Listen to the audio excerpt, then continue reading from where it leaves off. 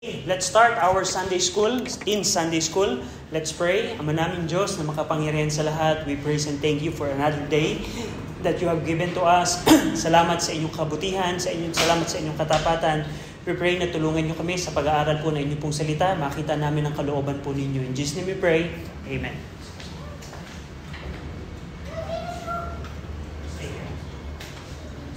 Tahimik lang, okay? So, bawal ang tahimik, okay? Okay. I think we'll just turn on one light here.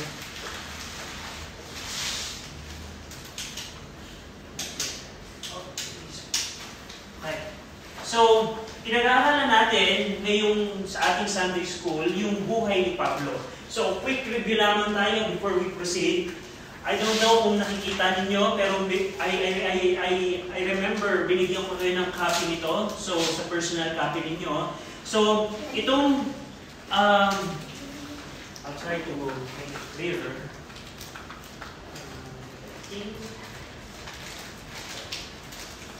Ito na pinakamalinaw. So, but anyway, so, dito sa chart na ito, dito nyo makikita yung pinaka naging buhay ni Apostle Pablo. Alam natin na around, kuhanin ko lang yung chart ko. We remember na at the age ng probably 85, pinanganak si Apostle Paul. At alam natin na around 10-year-old siya or 13-year-old siya, pumunta siya sa Jerusalem. Why did Paul go to Jerusalem? What's the reason why he left Tarsus, yung kanyang hometown, and go to Jerusalem? He was pursuing his education. Okay. Yung kanyang special education, rabbi. So around 18, probably nakatapos na siya ng kanyang pag-aaral. And we know na nag-pursue siya ng kanyang career bilang rabbi. And we understand at around AD 33, naalala natin yung buhay ni Paul before his conversion. Kasi around AD 33, around 27 to 30-year-old si Paul nung siya'y na-save. Now, question, what did Paul do to the churches before he got saved? Ano yung kanyang ginawa sa mga Kristiyano, sa mga churches, bago siya maligtas? Pero kung naalala, ano yung kanyang mga ginagawa, Joe? He persecuted them. Yeah, he persecuted them. In fact, as a quick review ng ating lesson last week, we understand na he was a zealous and intense persecutor ng church. Hindi siya simple na lightly pinipersecute niya yung church. We understand last week na kung paano niya pinersecute ang church, it is intense. Alam natin na pumapasok si Paul in the churches at pinakukulong niya yung mga tao doon. Men and women, every Christian ay kanyang ipinakukulong. At alam natin, he destroyed the church. Binit ni Paul yung mga church members. May instance na pinaglalatigo. We don't know kung si Paul mismo yung naglatigo doon. O baka meron siyang mga sundalo na kasama that do the physical torture sa mga Christians. Pero what we understand last week is anong klaseng tao si Paul before he got saved. Now, question. In our perspective, do you think a person like Paul before he got saved is worthy to get saved? Humanly perspective, parang sa tingin natin, ay, napakarahas naman yan, napakalupit naman yung tao ito, dapat hindi na siya maligtas. Pero we know na hindi ganun ang pangyayari. Na kahit ganun si Paul, naligtas si Paul at around AD 30. At yun ang ating pag-aaralan today. Ano yung story about his salvation? At yun yung focus ng ating pag-aaral. Go over in Acts 9. Go over in Acts chapter 9. In Acts chapter 9. Then verses 1 to 9, babasahin ko yung story ng salvation ni Paul. Okay, so I will buhayin ko muna yung ilaw because we don't need the chart for now. I'll just turn it off pag kami papakita kung later on. So Acts chapter 9, verse 1 to 9, ito yung sabi ni Luke. Ang Acts 9, si Luke ang nagkikwento patungkol sa pangyayari ng buhay ni Paul. Now, and Saul or Paul, yet breathing out their threatening and slaughter against the disciples of the Lord, went unto the high priest and desired of him letters to Damascus, to the synagogue, that if he found any of this way, whether there be men or women, he might bring them bound unto Jerusalem. Now, ito ang nangyari. Now, tandaan natin, si Pablo, before he got saved at AD 33, si Pablo, nagpe-persecute siya ng church. He persecuted the churches. At itong isang event na nag-trigger kay Paul to go to Damascus. Alam natin, if we go over in Acts 26, tingnan nyo quickly, Acts 26, the persecution of Saul or Paul is not only to the Jerusalem. It also encompasses yung other strange cities. What I mean is, the scope of, geographically, Paul persecuted the believers in many cities. Go over in Acts 26:11. William, can you read Acts 26:11? And I punished them all in every synagogue, and compelled them to blaspheme. And being exceedingly mad against them, I persecuted them even unto strange cities. Pansinin niyo yung sinabi ni Paul, I persecuted them, the believers, the churches, even unto strange cities, meaning foreign cities. Now, ang ibig sabihin nito, hindi lamang nakapokus yung persecution ni Paul to the Jerusalem church or the believers in Jerusalem. Even in the other cities around Judea, pinipersecute na din ni Paul. So yun yung before his salvation, ganun yung kanyang ginagawa. So, but in Acts 9, alam natin na si Paul would like to go to Damascus. So, Paul would like to Damascus. Gusto niyang pumunta sa Damascus for the reason na probably yung mga believers that went from Jerusalem went to Damascus to flee from the persecution in Jerusalem. Now, geographically, do you know where Damascus is? So, sa tingin niyo, saan kayang probinsya ng Roman Empire na doon ang Damascus? Ang Jerusalem, saang probinsya? What province Jerusalem located? Judea. Ang Damascus, I'll turn off the light. Ang Damascus, nasa loob siya ng Syria. Remember? Judea. Anong nasa taas ng Judea? Syria. So, ang Damascus, ito yung Syria. I hope na medyo makita ninyo. Pero ito yung Syria, ito yung Judea. Ito yung buong Judea. At nandito yung Jerusalem, at nandito yung Damascus. So, Syria, and then Jerusalem. Yung focus ng persecution ni Paul before his salvation or his conversion, nakapokus siya sa Jerusalem. Yung mga pinag-aralan natin last week, it's all about Jerusalem and strange cities. Yung mga nasa palibot ng Jerusalem, probably Bethlehem, probably Jericho, and other cities here. So, ang nangyari, because of the persecution, mga believers ay nagkaroon ng pagkalat o diaspora, scattering. Meaning, for example, if Paul would persecute us, what we're going to do? Of course, we're going to flee. That's what the believers did in Jerusalem. Nagsitakbuhan sila. At probably, there are many believers that went to Damascus. And in fact, there is a church in Damascus. There's a church in Damascus. So, ang ginawa ni Paul intended, the believers are fleeing to Damascus. I want to pursue them and bound them in prison in Jerusalem. So imagine niyo, pinersecute ni Paul ang mga believers sa Jerusalem, at alam ni Paul, nagsialisan yung ibang Christian. They flee and want to pursue them. He want to pursue them and bound them in Jerusalem. Yan yung sinasabi ng Acts 9. Now, what happened is, Paul needed official documents from the Great Sanhedrin addressed in Damascus. Now, question. Yung si Paul, alam natin, he is a man of authority in Judea or in Jerusalem. Paano natin nalaman? How did you know that Paul has has an authority? Or paano niyo nalaman na si Pablo ay makapangyarihang tao sa Jerusalem? Joe? Because he's a Roman citizen. He's a Roman citizen, and what else? What are the indications that we can say that Paul is a powerful person in Jerusalem? Not very powerful like governor, but he's a very influential, important figure of authority in Jerusalem. How did we know? In the previous meeting. Paano natin nalaman? Kasi masasabi natin na very influential and powerful person siya. Kasi pag pinersecute niya yung isang church, he can say what to do.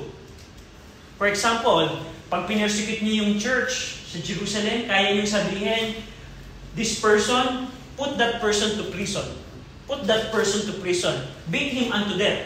And remember, sa martyrdom ni Stephen, we see na si Paul is an authority figure. So, now, yung scope ng authority ni Paul is dito lamang.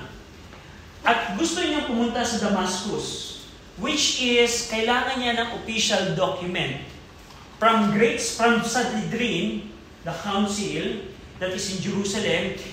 Yung document na yon ang magsasabi na pag pumunta si Paul in Damascus, he has also authority in this place to bound anyone to prison. Yung document na yon, pinapirmahan niya sa Sanhedrin, he get it from the Sanhedrin, and that document proves that if Paul finds someone in Damascus that is worthy of imprisonment, he can do that by that document. So yun yung ginawa ni Paul. Kumuha si Paul ng kasulatan sa Sanhedrin na nagpapatunay na meron na din siyang authority na magpakulong ng sino mang Kristiyano sa Damascus. So yun yung story ng Acts 9. At ang sabi dito, in Acts 9, verse number 1 and 2, yun yung nakita natin, he went to Damascus. And by the way, ang Damascus, isa siyang, ito yung reconstruction ng city of Damascus. Walled city siya.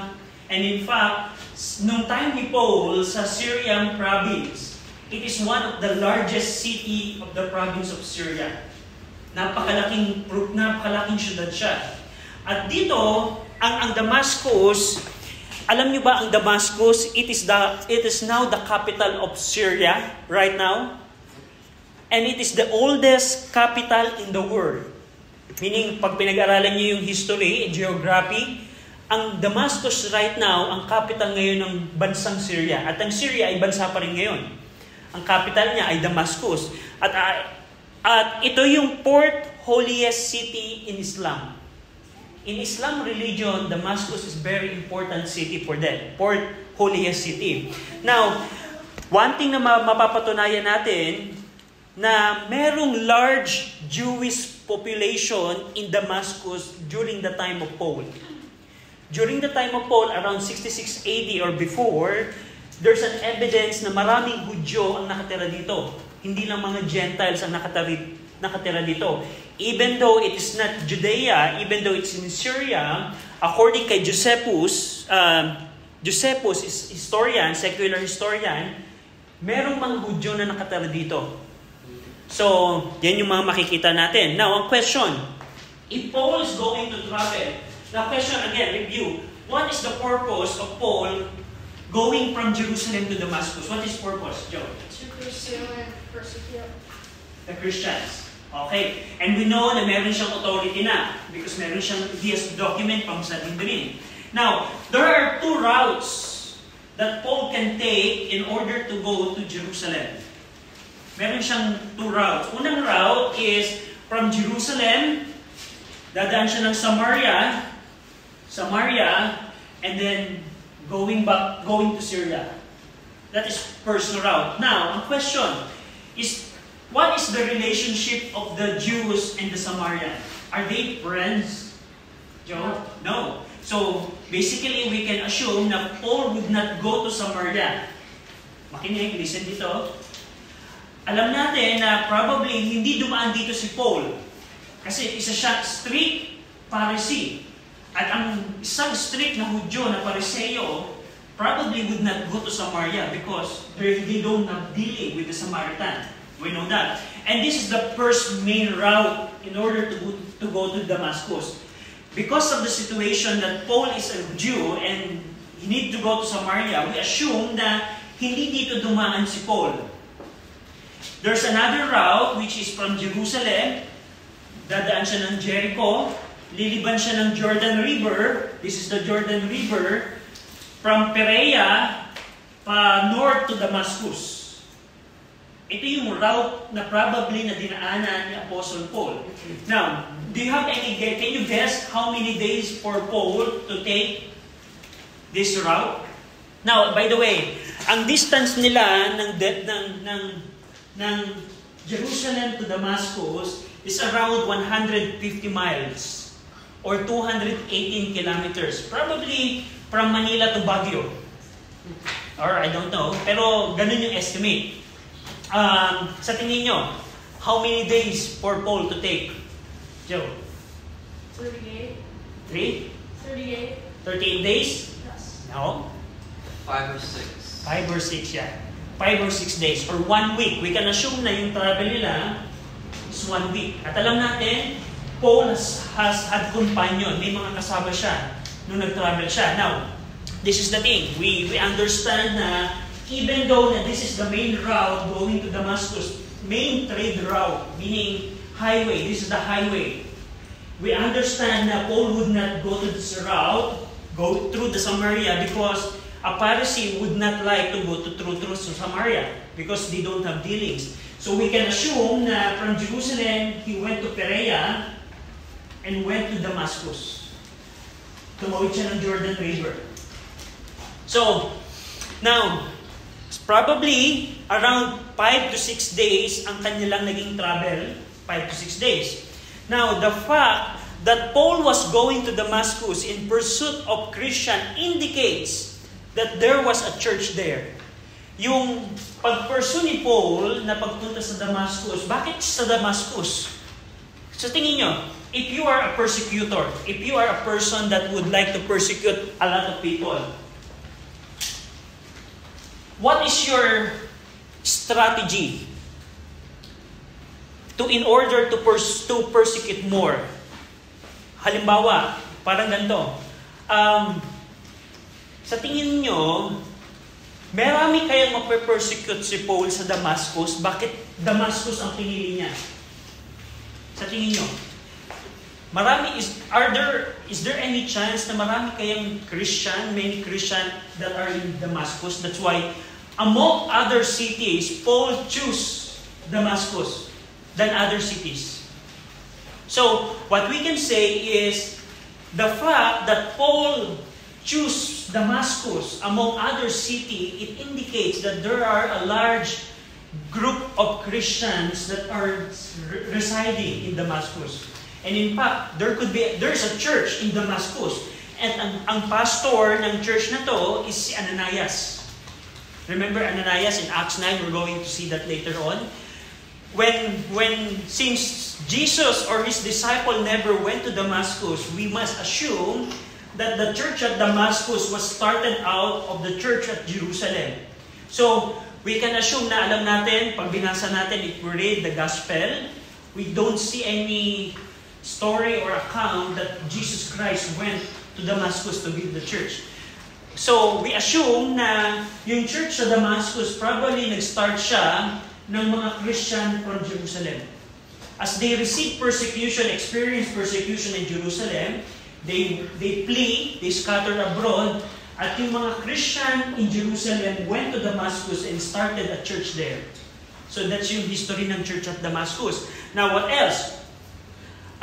Si Ananias ang pastor ng church at Damascus. Kasi nung si Jesus Christ ay kumausap sa church at Damascus, sino yung kanyang kinausap? Who is the point person na sino yung contact sa church at Damascus? We see in Acts chapter 9 na si Ananias ang kinausap ni Jesus Christ. So yung reality na he is the contact, he is the prospect, he is the contact person in the entire believers of Damascus indicates that Ananias is the pastor ng church at Damascus. Now, and nakita natin in the story, babasahin natin in Acts 9, na si Ananias found it hard to believe that a man like Paul could be saved, which is the chief of sinners. And yun yung mga bagay na makikita natin. Now, let's see yung story natin. So, we understand na yung purpose ni Paul. We have a little background about Damascus. Ang Damascus is very large city, and we assume na sa Damascus there are large population of Jewish believers. So yung mga Hudyo dito, probably ito yung mga nanggaling sa Jerusalem na habang they experienced persecution, they scattered abroad and they were planted in Damascus. And there's a church that was established in Damascus. And we assume na si Ananias ang pastor noon. Now, Paul want to pursue persecution of the other believers and he chose Damascus. And we'll see what happened as Paul traveled from Jerusalem to Damascus. Ito yung route. Ito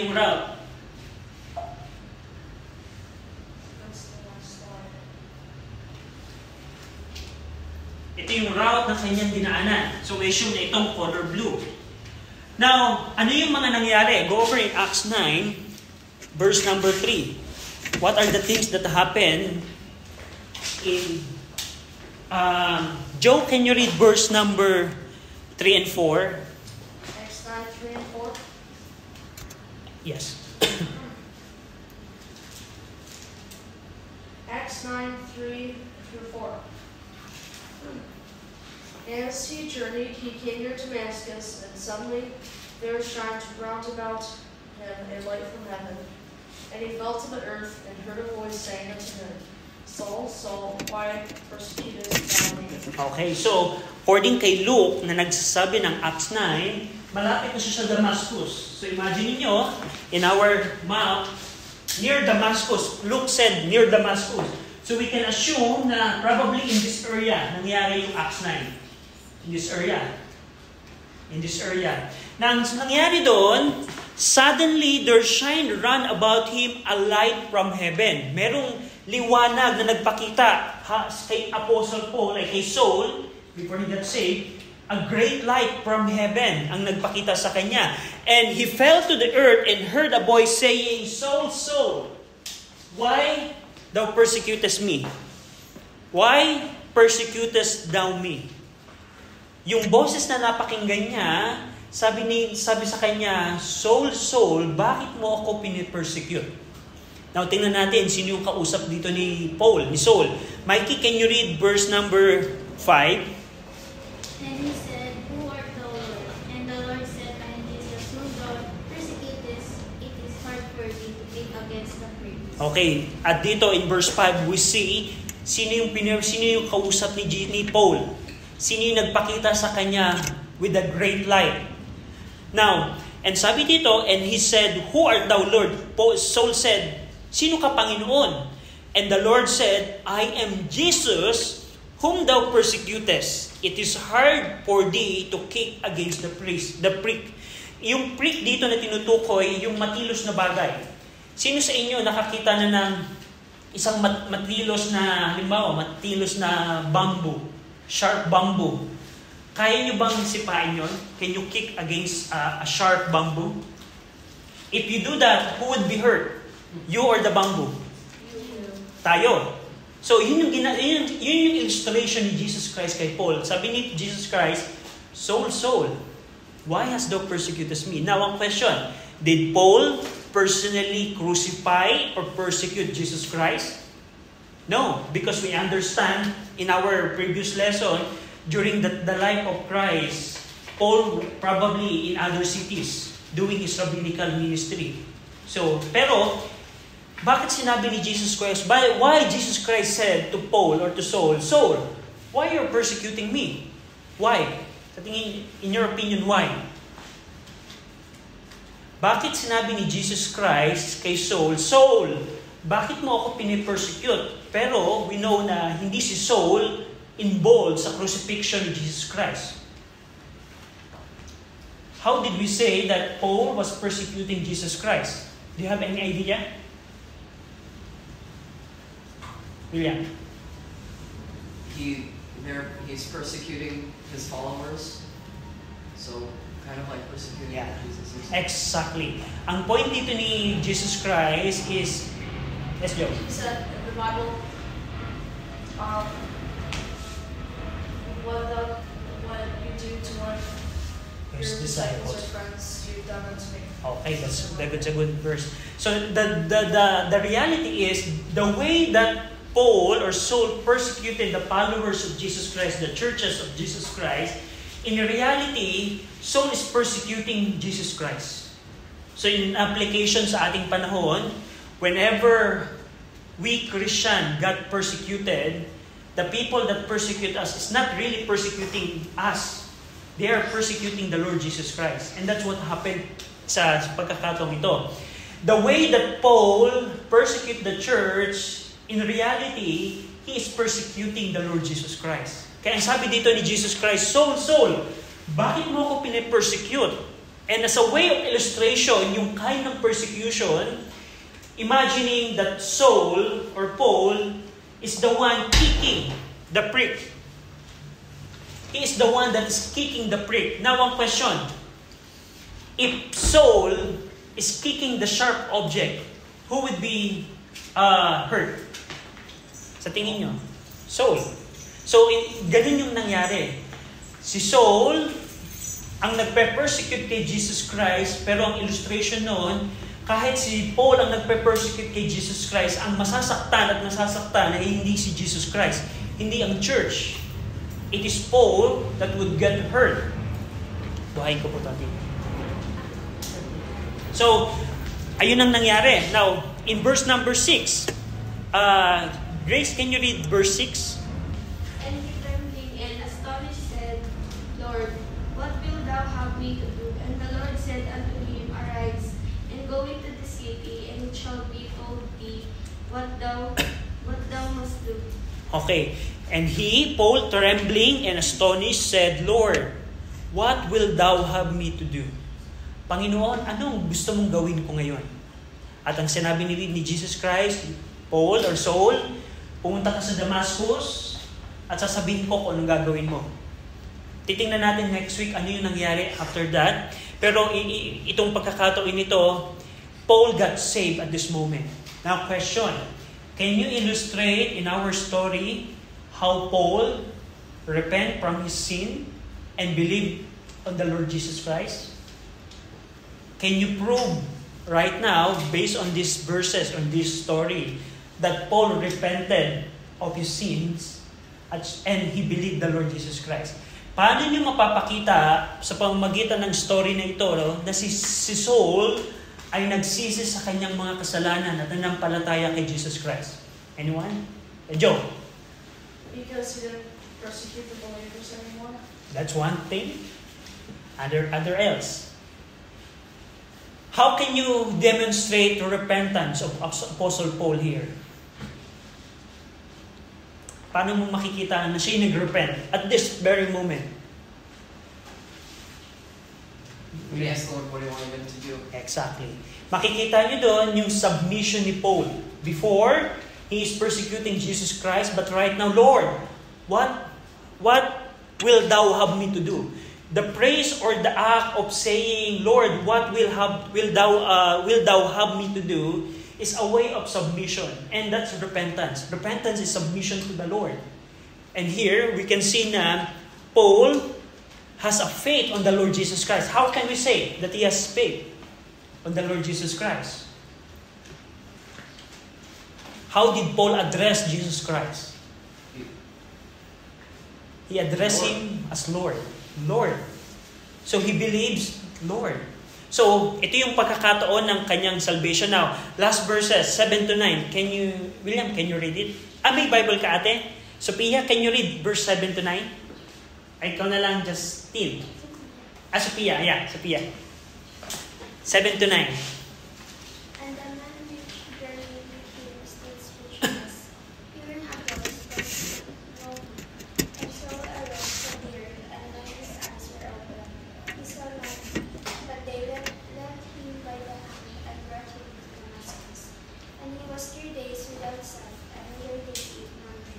Okay, thank you.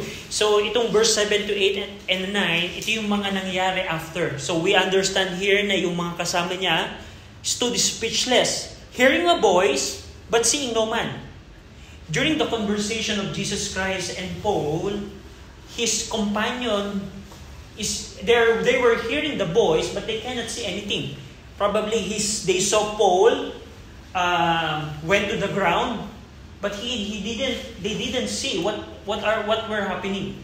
So, and dito we understand that Paul and his companion went to Damascus, and Paul was blind for 3 days without sight, and he neither eat or drink during those 3 days. He fasted. Now, ano yung mga makikita natin dito na lesson about the conversion of Paul? At around 27 to 30-year-old siya.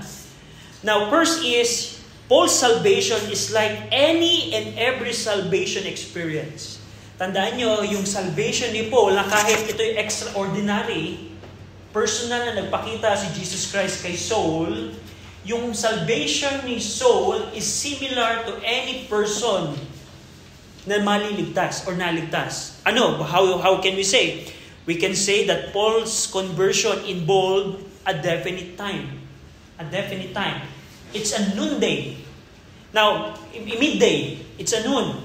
Now, ito yung currently na parang tricky or parang question. Kasi during that time, if you're going to travel long distance for a week, you don't travel at noonday, at midday, because it's very hot. Pero we don't know why Paul and his companion travel at noon. It's very unusual. During noon, but what we can say here, yung salvation ni Paul is a definite time. Ang salvation is instant moment ng isang tao. Ano pa? Ang salvation din ni Paul is a definite place. Saan nangyari yun? Road near to Damascus, probably in this region. We see that a while ago. And we can see that Paul's conversion is a definite event. He was confronted with his sins. How did Jesus Christ confronted his sins? Jesus Christ said, Saul, Saul, why thou persecutest thou me? So, makikita niyo dun yung the way Jesus Christ presented and rebuked Saul about his sin. Paul, or Saul, Saul, why thou persecutest thou me? You're persecuting me and that is a sin. And Jesus Christ confronted si Paul sa kanyang mga kasalanan.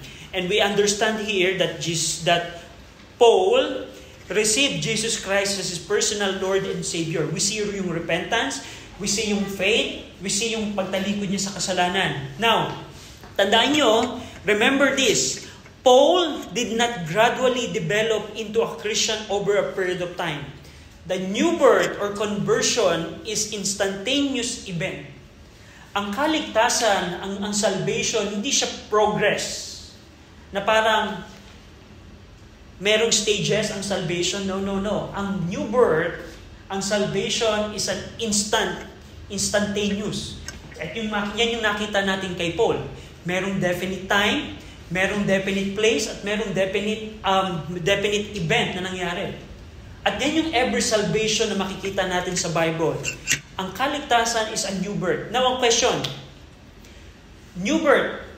Ang new birth ba, ang panganak ba, isa siyang progress? Na parang, I know na merong labor period, merong pre-labor period, at merong post-labor or whatever. Pero ang tanong, pag ba ang baby ay pinanganak, yan ba ay instantaneous or hindi? Mabilisan ba o hindi? May instance na mabilis. Pero ang point natin dito is, pag yung baby ay nanganak, mabilisan siya na nangyayari. Hindi siya yung parang may period of time na taon na bibilangin in relation sa salvation. Ang salvation na nakita natin kay Paul, it is an instantaneous. Naalala nyo who Paul was before he got saved, before this event? Remember, ano yung very reason ni Paul, bakit siya pupunta sa Damascus? Is to persecute the church. Pero instantaneously, sa kanyang travel, he got saved and he repented. And that's one thing na makikita natin. Ang salvation ni Paul ay katulad ng every salvation na makikita natin sa Bible. Before or yesterday, you were a persecutor of the church, but today, you are a follower of Jesus Christ. Before, yung mga sumusunod kay Jesus Christ, pinapakulong mo, pero today, you want to do God's will in your life. So, that is an instantaneous change na nangyari kay Saul. Now, another thing that I want you to remember, Paul's salvation or conversion is unlike any other salvation experience. I know na katulad ito ng maraming ng kaligtasan generally, pero there's difference na makikita tayo unlike any other salvation. Una, a sudden blinding light ang nagpakita kay Saul. So it's different. Not every person na masisave ay makakakita ng liwanag. So, dito, naranasan nyo na bang tumingin sa araw ng matagal? Have you tried to look at the sun directly for probably 5 seconds? You cannot do that. And probably yun yung nakita ni Paul. During midday, nakita niya yung matinding liwanag. Imagine niyo, Paul look at the sun, that kind of bright sun into his eyes. Kaya nga siya nabulag. That's why he got blinded for 3 days. So, this was more intense than the sun. Go over in 1 Timothy 6:16. This is interesting. In 1 Timothy 6:16, Justin, may request na basahin mo? Pag nakita mo yung 1 Timothy 6:16.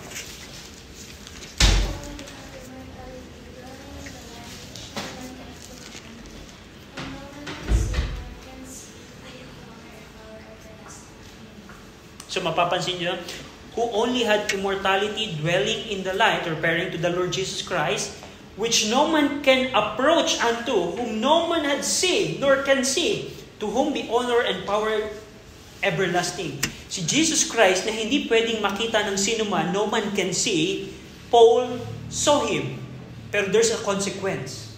Nabulag siya sa pagkakakita kay Jesus Christ. So, another thing na makikita natin sa conversion ni Paul, the audible voice of Jesus Christ. The audible voice. Yung mga kasama niya, his companion, those traveling with Paul didn't hear the voice of the Lord Jesus Christ. It's only Apostle Paul ang nakapakinig nun. Now, and lastly, go over in 1 Corinthians 15:8. William, can you read it? 1 Corinthians 15:8.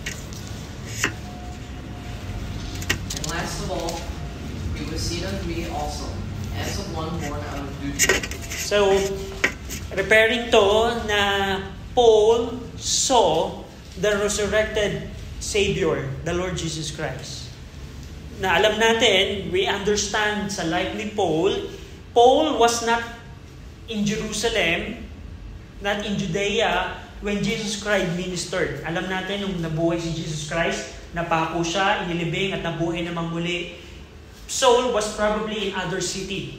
We understand that in our previous lesson. But here, Paul said in 1 Corinthians 15, I saw the resurrected Lord and Savior Jesus Christ. Kailan nangyari yun? When did it happen? Sa Acts 9. Sa Damascus. Sa road at Damascus. Makikita din natin dito, because of the bright light that he saw out of the Lord Jesus Christ, because we know in 1 Timothy 6:16, no man can see Jesus Christ. But we see here na dahil nakita ni Paul si Jesus Christ, he was physically blinded by the glory of this sight. Kasi imagine niyo yung light of the sun compared to the light of the Lord Jesus Christ. The light of Jesus Christ is far more bright than the light of the sun. And you try to see on that, to look at that, very hard. And here, we see, because of this event, we understand that Paul experienced damages in his eyesight. So, after this event, tandaan nyo, meron naging physical deformity si Apostle Paul sa kanyang paningin. Mag-go over in in 2 Corinthians 12, Joe, can you read 2 Corinthians 12, verse 7 to 9? 2 Corinthians 12, 7 to 9.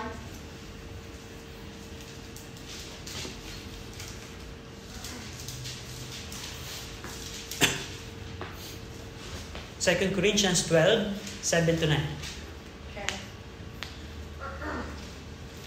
And lest I should be exalted above measure through the abundance of the revelations, there was given to me a thorn in the flesh, the messenger of Satan to buffet me, lest I should be exalted above measure.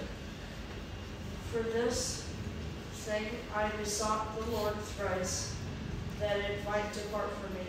And he said unto me, My grace is sufficient for thee, for my strength is made perfect in weakness. Most gladly therefore will I rather glory in my infirmities, that the power of Christ may rest upon me. Okay, thank you, Joe. So because of his experience looking at the Lord Jesus Christ, we understand in Acts 9 that he was blinded for 3 days, without sight for 3 days. And we understand na si Paul, because of this experience, he experienced he got torn in the flesh. Meaning, nagkaroon siya ng karamdaman. At paano natin malalaman na malabo ang mata ni Paul? Kasi most of the time that Paul wrote the epistle, he has an assistant to write it for him.